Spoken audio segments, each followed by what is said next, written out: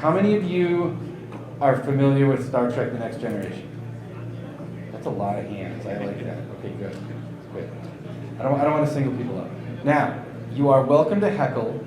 You are welcome to interrupt and ask questions. Whatever you feel like is fine.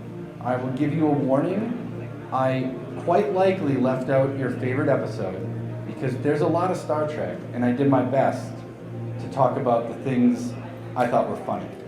So this is not a serious talk in any way, and if you're easily offended, please leave. It's meant to be fun, and it has been so much fun working on it. All right, so let's get cracking then. So who am I? My name is Josh Bressers. I work at a company called Anchor. Actually, my company gave me some swag, which I put on a chair in the back, and it looks like most of it's gone now. So if there's anything on the chair in the back, you're welcome to it. So I work at a small startup called Anchor. We do supply chain things. I am a huge open source security nerd. I've been doing open source security forever. I worked at Red Hat for a decade. I worked at Elastic before that. I'm at Anchor now. So the only thing I'd like more than Star Trek is nerding out about open source security. So feel free to talk to me about either of those things. I'm Josh Bressers on the socials. Like, say hi. I love interacting with people, let answer questions. Heckle me on Twitter. I love it. And I also host two podcasts. One is called the Open Source Security Podcast. I've been doing that one for a really, really long time. And the other is called the Hacker History Podcast.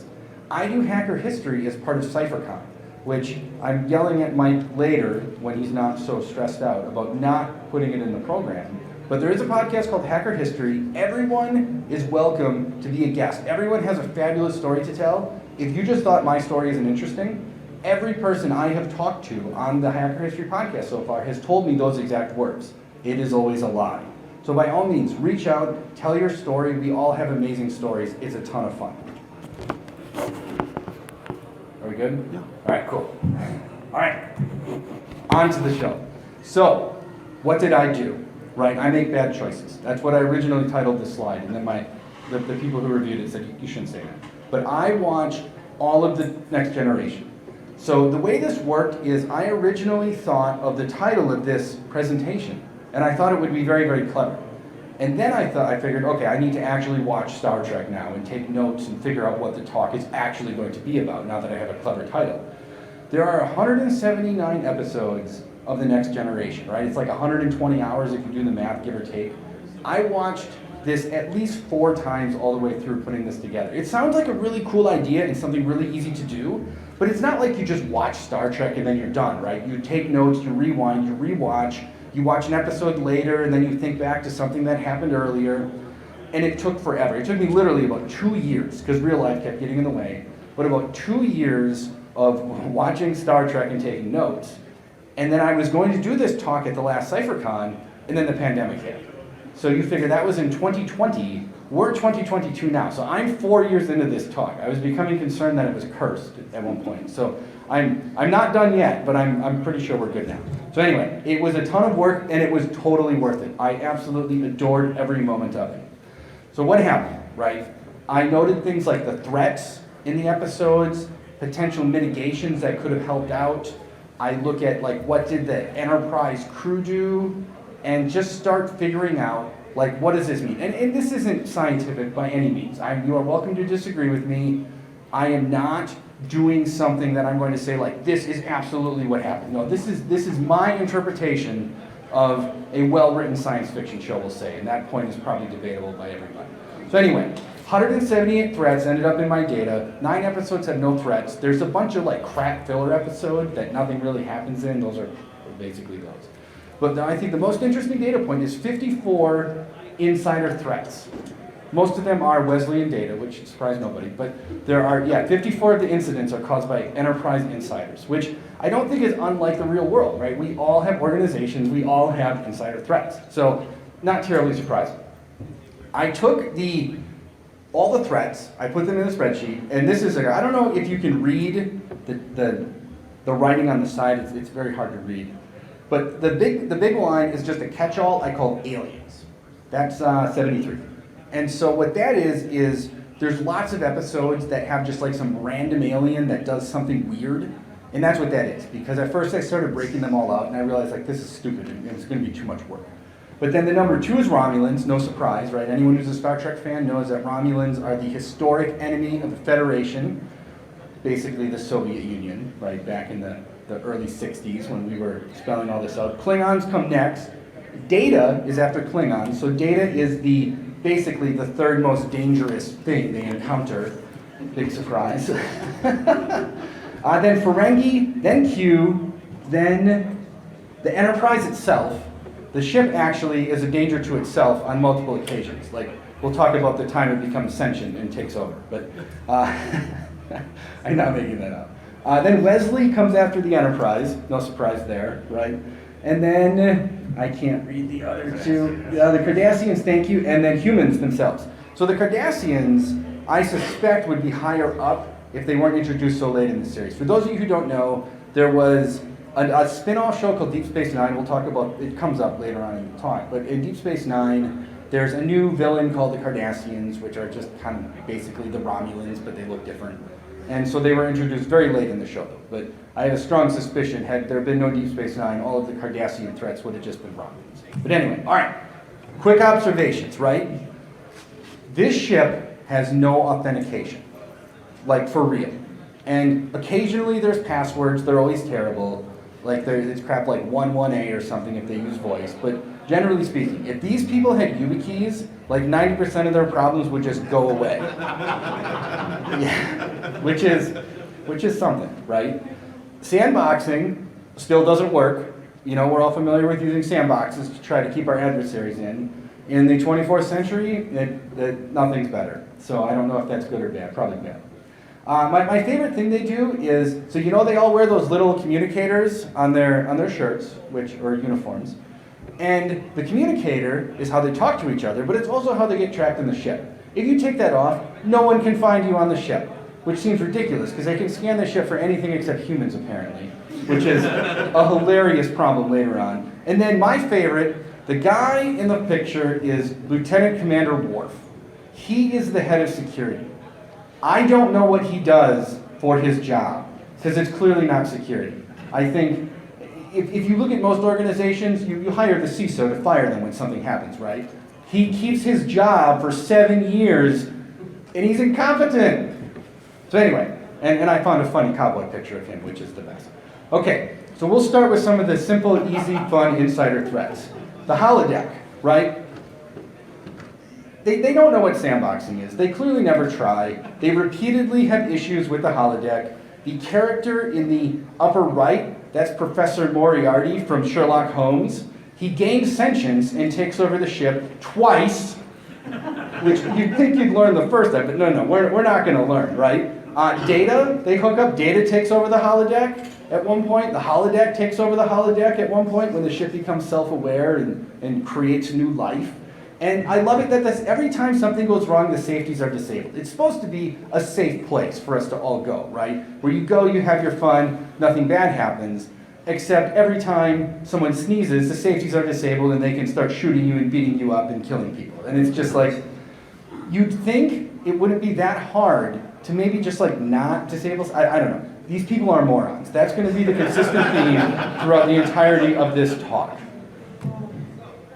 Data is the #1 insider threat on this ship, by far, right? And I'd say if you were going to break it down, #1, stop hooking the damn robot up to the ship.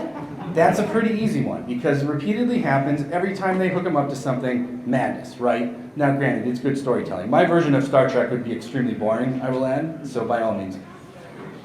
Two-factor auth, right? Data takes over the ship at one point. We'll actually talk more in depth about that episode. He takes over the ship. If they had two-factor authentication, he couldn't have taken over the ship. It wouldn't be that hard to do. Androids, more trouble than interns. I was told I had to change intern to Wesley, not offend interns. So if there are any interns here, I apologize for offending you.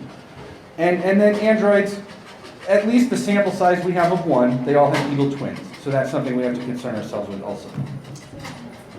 Wesley, the intern, right? So for those of you, okay, I want to clarify. When I grew up in the 90s, I was young, like Will Wheaton was my hero. So I pick on Wesley a lot in this talk, but like I loved this guy when I was a kid. But basically, in the first couple episodes, Wesley is just a menace to everyone and everything on this ship. He causes a ton of problems. He takes over the ship, I think, twice.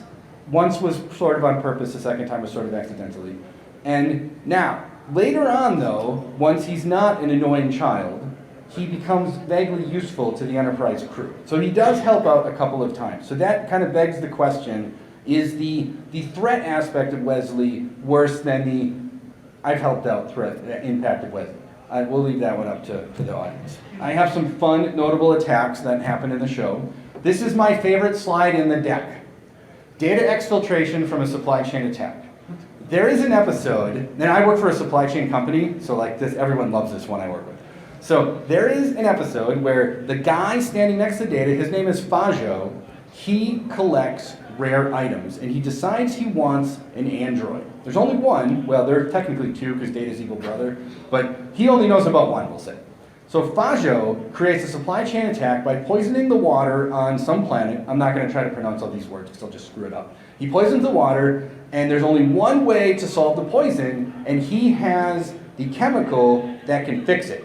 So the Enterprise goes to him, you can't transport this chemical, because story, and so they have to move it on the shuttle, and they have Data move it for them. And then so what happens is Data moves a bunch of the stuff, and on the last trip, they knock him out, they scan what he's made of, which from a supply chain attack, right, that's like the bill of materials we've got here.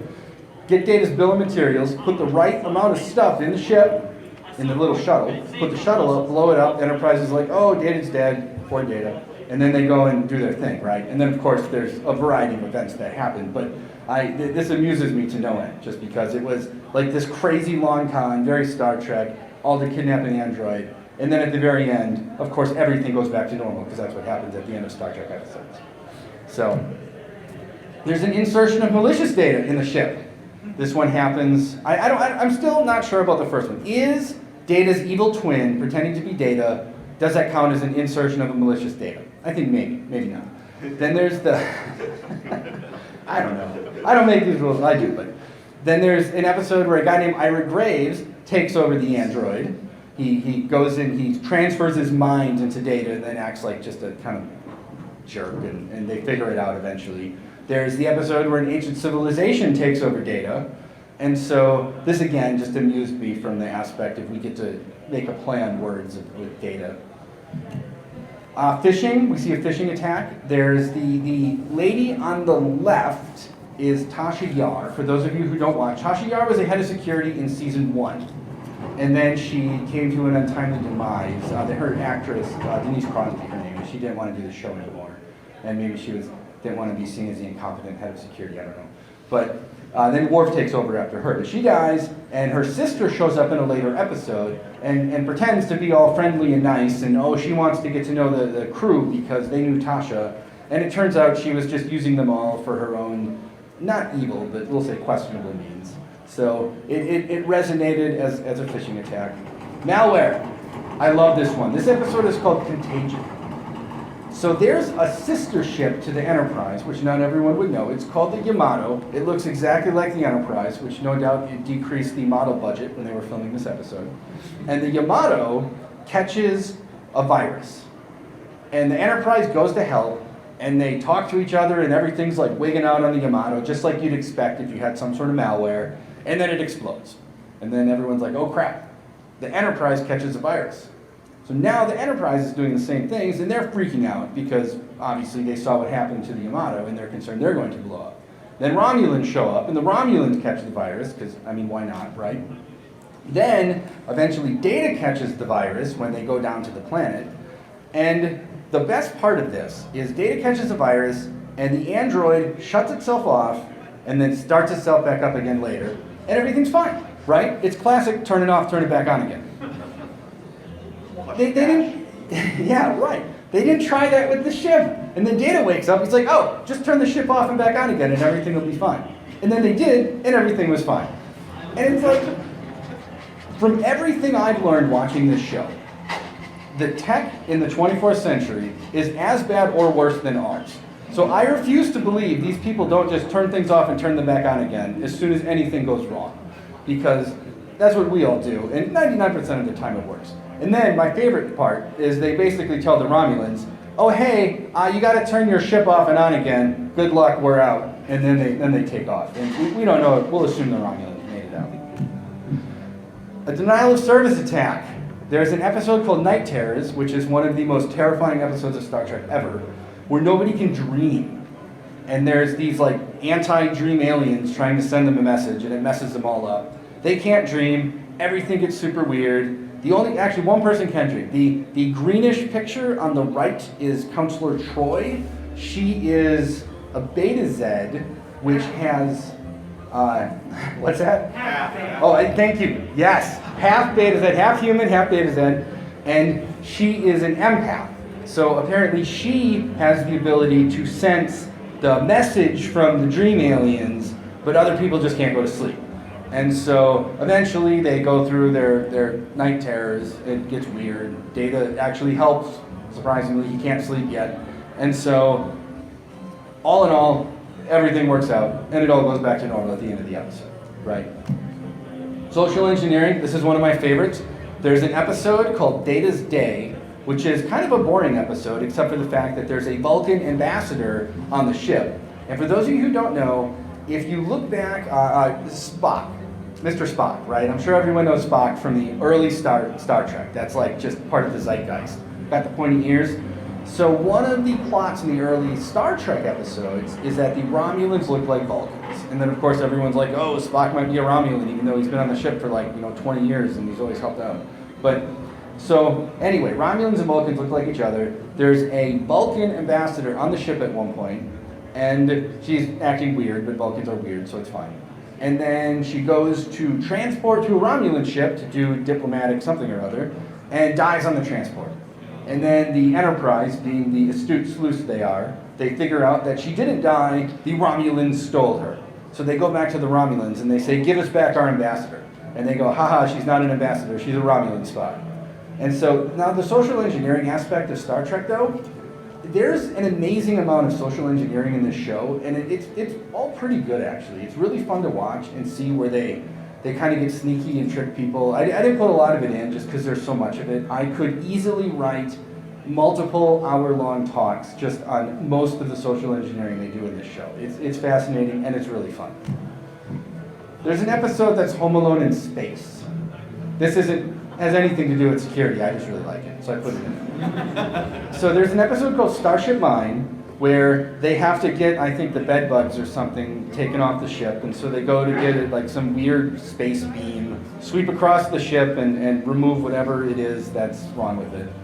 And Picard goes to get his saddle, which we find out he likes to ride horses. That's actually Worf holding Picard's saddle in the middle picture, because he lost it and then they had to go find it. And when you're the captain, you don't have to look.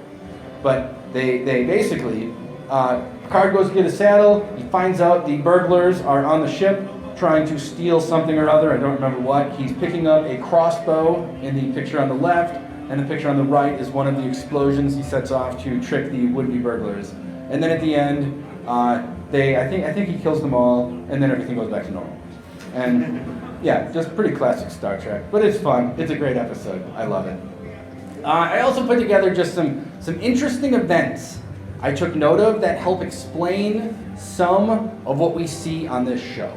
And some of it's just for fun, like this one. In the very first episode, Encounter at Farpoint, the guy Q, who's kind of dressed up like the old-timey, I don't know, Columbus-y person, I don't know what to call that. The what? Cyrano? Oh, thank you. Cool. Okay, that word, I'll go with that. He's Cyrano, and I learned that from Authority just now. And basically, he's chasing the ship and doing his normal thing. He's kind of a pain. We'll get to him later. And at one point, when the Q is chasing the ship, Captain Picard tells everyone over the PA system that you need to use printouts instead of the screens on the ship so that the attacker can't read the screen, which is ridiculous to us now, I think. Like, printing things out is somehow safer than showing them on a screen. I don't think any of us would claim that, but I also think, I thought about this one a lot, and the reason I left it in is this show debuted in the early 80s, and I think in the 80s, if there was a computer, there was a printer next to it. So I think it was just a natural progression that if computer, then printer, and for whatever reason, the writers decided that printouts are safer than computers, which, I don't know, maybe not, doesn't matter. It just amused me, so I left it in. This is the episode, though. Everyone says, why does the ship not have authentication. It's explained here. There's an episode called The Neutral Zone. Data finds some frozen humans. The doctor thaws them out, and then just kind of hilarity ensues as people from our time end up in the 24th century and they act like a bunch of morons and whatever. But at one point, one of them calls the captain on one of the ship panels, and the captain's like, "Who is this? Why are you talking to me?" And the guy's like, "You need to come talk to me, you know, I'm important," or whatever. Picard goes to talk to this guy, and he's like, "Never call me again." And the guy says, "Well, why don't you protect your panels with a password or something?" And Picard says that people in the future don't need passwords because they've evolved beyond needing that. That is a lie. Everything we've seen in this show, before this episode and after, proves that humans have not evolved to be some sort of species that doesn't need passwords. Definitely a lie. This one's great too. There's an episode called Evolution. Wesley's doing his homework and he forgets to close the container holding the nanobots or whatever he's using. And they accidentally get out and become sentient because things just become sentient in Star Trek, and that's normal. Then they take over the ship. And of course the ship everyone's freaking out because the ship is being taken over by sentient nanobots that the intern let go. And then the solution to this is they let the nanobots infect Data so he can talk to them. What? Like, no, don't, what? Just, I don't even know what to say to this. Like, I can't parallel. This is like saying there's an attacker in the system. Attacker, could you take over the phone network so we could talk to you? Like, just, no, don't do that. And these people are morons. That's the thing. So now, one of the best time Data takes over the ship is an episode called Brothers. And this is, it's a lot of poetry in this one. There's brothers on the ship having an incident. Data and his evil brother have an incident down on the surface. They meet Data's father. It actually, fun fact, I scrubbed this episode. I went through it with a fine-tooth comb. I was trying to find a picture of Data, Lore, his evil twin, and Dr. Noonien Soon, who is the old dude in that picture. And then I realized they're all the same person. Like, I'm never going to see all three of them in the same scene because that's just like well beyond probably the budget the show had way back in the day. But that didn't stop me from wasting probably 2 hours trying to find a frame. So anyway, Data is on the ship. He like goes into this trance. He turns off the life support on the bridge, so all the humans have to leave. He's a robot. He doesn't need to breathe, so he just stays there. And everyone leaves. He locks the door. They can't get on the ship. He takes over the ship. He mimics Picard's voice to lock the computer, which I'm pointing to a password. That's a password. That's actually a pretty solid password. I would say that'll get like all the green bars if you're using the password-o-meter, right? And so he locks the ship with that password, with Picard's voice, of course, because that's normal apparently. And then he goes down to the planet, and they're trying to break back into the bridge, and it's just a big mess, and it's everything you can possibly imagine. And anyway, then kind of at the end, everything just goes back to normal, like it always does in Star Trek. And they clearly did no postmortems. They didn't ask any questions about how did any of these events happen. We see this again where they get locked out of the bridge, again. Like, these people suck at security. Worf should not have a job. Now, there's another episode called Disaster. Everything like just fails. The computer, the ship, they like crash into something, no one knows what's going on, they have problems. Eventually, Commander Riker, the second in command, and Data's head, only his head, I won't tell you why, end up in engineering, and they hook Data's head up to the computer. But that was good, because he actually saved the ship. So that time, hooking Data up to the computer was okay, we'll say. But only that time.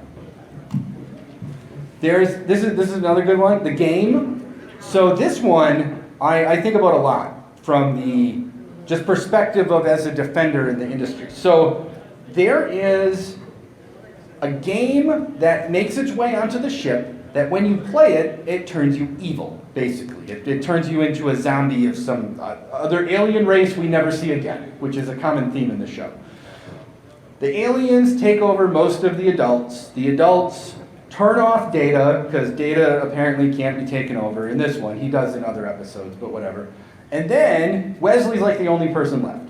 And this is actually an interesting incident where you have a good guy, the blue team, who has a ton of internal knowledge and has to use their knowledge to basically defend against all of the other insiders who have turned evil. And this is one of the ones where Wesley takes off his comm badge and they're like, oh no, we can't find Wesley anywhere on the ship, everyone. What are we going to do?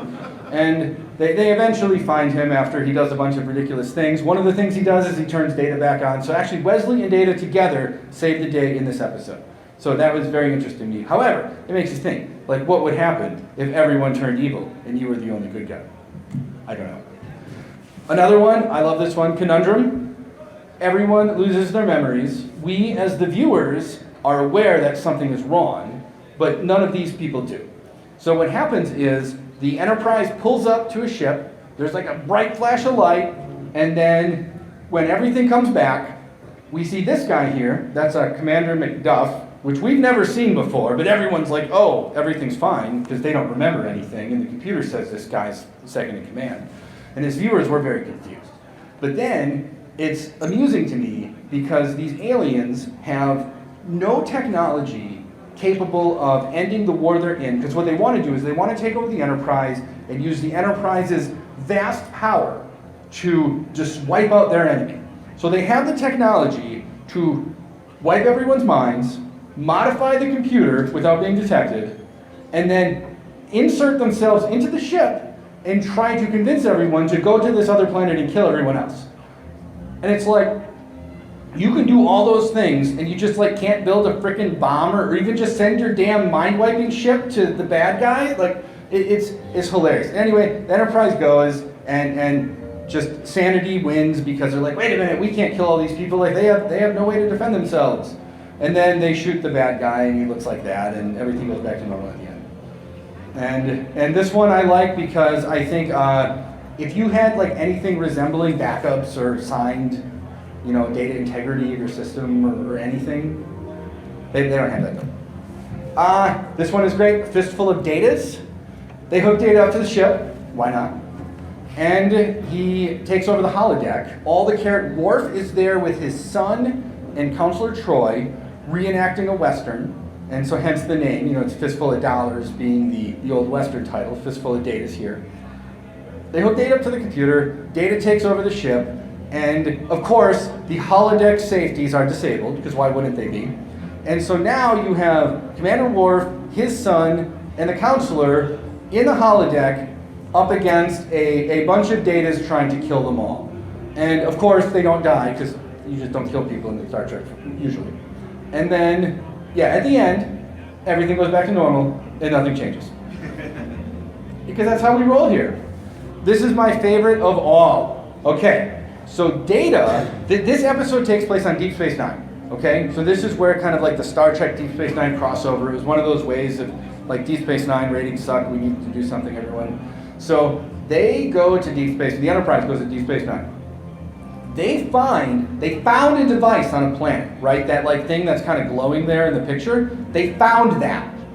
And then they're like, we should turn this on and see what it does. And then, of course, Data's standing in front of it, because why wouldn't you do that? He stands in front of it, it zaps him. Did they find it in a parking lot? It was on a planet in the Gamma Quadrant. It might have been in a parking lot. What? Right next to their warp core, too. No, is it in, I think you're right. I think that is by the warp core. Right next to their warp core. I did it, well done. They were going after the center. Right. Yeah, see, these people are idiots. So anyway, they take this weird unknown device, they plug it in, they turn it on, it zaps the robot starts to dream, which is a little weird, granted, but whatever. And then they wake Data up, and Data's like, he's startled, because when you wake up from a dream, that's what happens to you. And then they're like, I just had a dream, I saw my father, and they're talking about it, and then he's like, we should do this again. And then they do it again, and then he dreams more, which isn't, it's a very interesting storyline. And some of the dream episodes with Data are like chef's kiss in the show, but like, come on, how many of us, this is like the classic trope. If you find a USB drive in the parking lot, right, like, go plug it in. I mean, how many of you plug in your CypherCon flash drives? Yeah? I plug mine in, I'm not gonna lie. I run Linux though. So if I run Linux, like, I can't get my stuff to work most of the time, so I know they're not gonna get it to work either. But if they do, like, that's cool. Anyway, it's fine. There's only the eCard test virus on there. You're fine. Go plug it into your corporate network. That'd be fine. So anyway. They're morons. We'll keep going. Masks. I love this episode too. Just from a storytelling perspective, it's fabulous.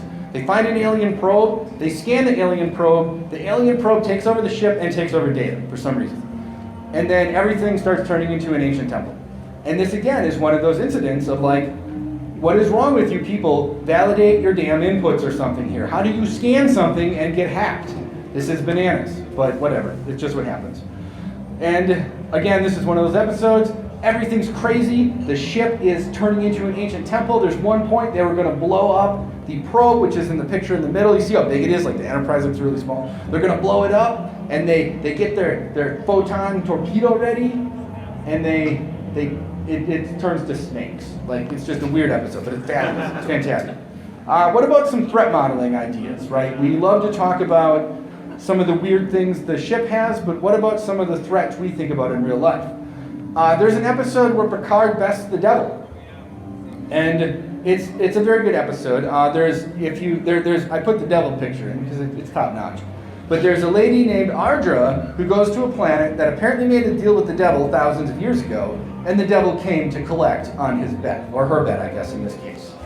And then the Enterprise shows up, and the devil claims, oh, we own the Enterprise now too, and she appears to have all these powers, and she claims she's a devil, and the solution is, instead of a fiddle competition, they have a trial, and they put the android in charge as a judge. And luckily, they figure it out, because they Star Trek their way out of it, and at the end of the show, everything goes back to normal, so it's fine. But, yep, I love it. Time loops. How many of us have been stuck in a time loop for 2 years, maybe? This is a great episode, too. This is, I forget the name of it now off the top of my head. Doesn't matter. Time. What is it? Well, 3 is the message they send back, right? Is it 3? Yeah, it's 3. Because this episode is, if you've never watched the time, you know the name? If you have the Common Factor? watch it. Cause and Effect, thank you. I'm sorry. Yes, it's like one of the best episodes. It's probably my favorite Star Trek episode by far. Cause and Effect. And they get stuck in a time loop, and it just made me think about, like, sometimes these security incidents truly feel like time loops. I think Log4j, that was like, I felt like I lived the same day for 2 months of my life when that happened. And I don't think that'll ever change. But this episode, fantastic. What about omnipotent beings? How many of us account for omnipotent beings in our threat models? I don't think many of us run into these. This is where there's a character named Q who appears about once a season, give or take, and he just causes general hilarity and mayhem. He's an omnipotent being. He harasses Captain Picard. It's fabulous. Every time he shows up, something ridiculous happens, and I absolutely love it. But anyway, it got me thinking, like, what if we had an omnipotent attacker? What would we do? I don't know. They beat him every time, just by the way. So it's possible. Maybe. Mark Twain. Mark Twain is a threat in the Star Trek universe. Due to a series of events I won't get into here, because it takes too long to explain, they end up back in time, and they interact with Mark Twain, who is about as annoying as you'd expect Mark Twain to be, if you've ever read his works. And then eventually, through a series of hilarious events, he ends up on the Enterprise in the future, and he, of course, is annoying and weird. And then eventually he saves the day when they send him back in time again after he messed everything up. And they've got, it's called Time Zero. It's a 2-part episode. It is absolutely fantastic. And the guy who plays Mark Twain is fabulous. It's so good. But yeah, he's such a jerk. I love it. Evil twins. So in the Next Generation, I found 2. Riker has an evil, well, Riker's twin isn't evil yet, but he gets evil, so I count that. And then Data has a brother who's evil and very annoying. And actually, the episode with Data's evil twin called Data Lore is the famous Shut Up Wesley that everyone references all the time. So you gotta love that. But anyway, what about if the competition snipes your senior leadership for access to insider knowledge, right? What happens then? In this particular episode, the Borg, which and funny enough, I took out all of the Borg except this. The Borg could fill like 10 talks on their own. They're an awesome bad guy that the humans always beat. It's one of those things that at the end of Star Trek, like every enemy they come up against is easily defeated in an hour. I love it. So anyway, the Borg kidnap Picard. They obviously gain access to all of his knowledge and insight, and then they use that to their advantage when attacking the Earth and the Federation. And of course, they kidnap Picard back eventually. They unborg him a bit, and then he uses his Borg insider knowledge to help them defeat the Borg. So, haha, touche Borg. But then they put him back in charge the next day. Like, I'm just saying, if I had leadership who was kidnapped by an adversary, probably brainwashed, definitely abused, I would not put them back in charge immediately, probably never. But I'm just saying, this is Star Trek, everything goes back to normal, everything is fine, right? That's fine, that's fine. What about ghosts? How many of us to come for ghosts?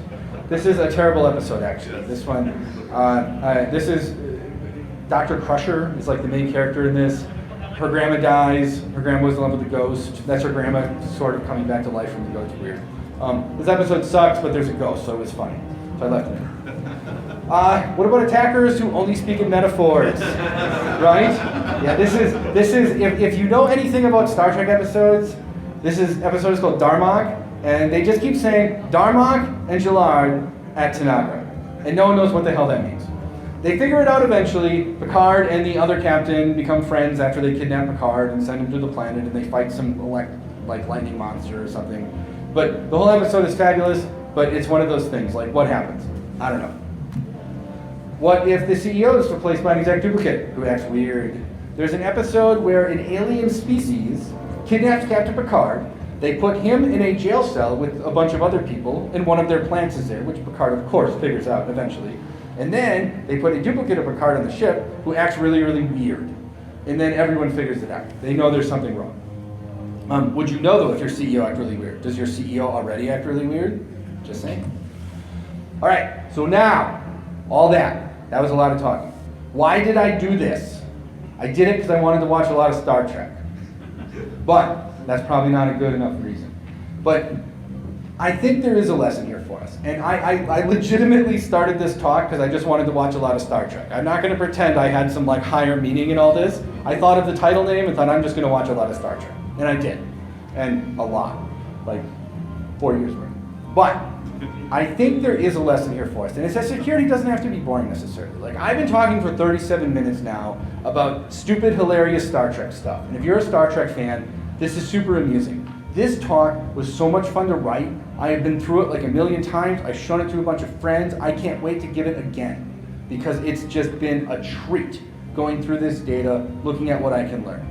And so this is the thing I've been thinking about, is what if we took some of this and we brought it to the next level? I truly plan to put together if you're in the corporate world, we have to do these things called tabletop exercises, where you pretend, you basically do Dungeons and Dragons style role playing a security incident, right? What if instead of doing your tabletop against modern infrastructure, you did your tabletop on the Starship Enterprise, and you put together some sort of attack that was so ridiculous no one can nitpick it? Because one of the complaints I always have is anyone who's ever done these tabletop exercises is you try to make a semi-realistic environment, and there's always that, well, actually guy, and you just want to punch him in the frickin' face, because it's I know it's not exactly like this, it's close enough, just play the damn game so we can get done, okay?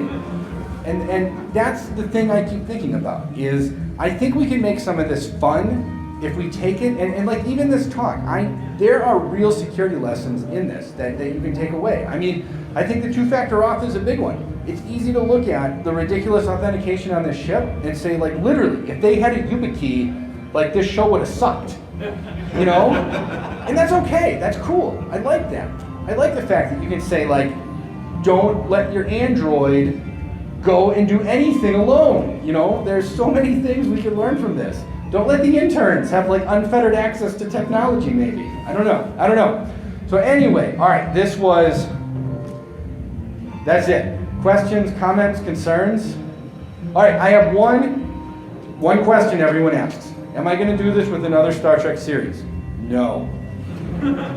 It was too much work. No, just no way. There's no way. I have news coming out about, I'm not doing it. But there's a Star Wars thing coming out the 4th of April. There'll be an announcement. I'll let you know. Stargate of April. What's that? Stargate? You know, I only ever watched a Stargate movie. I never really watched the show. I know it's supposed to be good. I just haven't ever done it. It's basically the same. Yeah. You got 4 years. No, I don't have 4 years. That's the thing. You have 4 years without a pandemic. Although this talk would have been a lot different before the pandemic, I assure you that. But Yeah, it's been a treat. Any other questions? No, I did not. And I thought about that, and then I was like, you know what? I've been working on this long enough. But I do think the movies are super interesting because they have, like, there's what? They put, like, they hack into Geordi's visor in one of them, which is great. The one where the Borg go back in time to change, you know, they create their paradox or whatever. And I agree. The movies, I think, are even dumber than the show in many respects. So I think they could be way more fun to tear apart. But, and they just, they do such dumb stuff in those movies. Anyway, the whole show is like this, but whatever, it doesn't matter, it's all fake. All right. Any other questions? Awesome. Well, thank you all. This has been an absolute treat.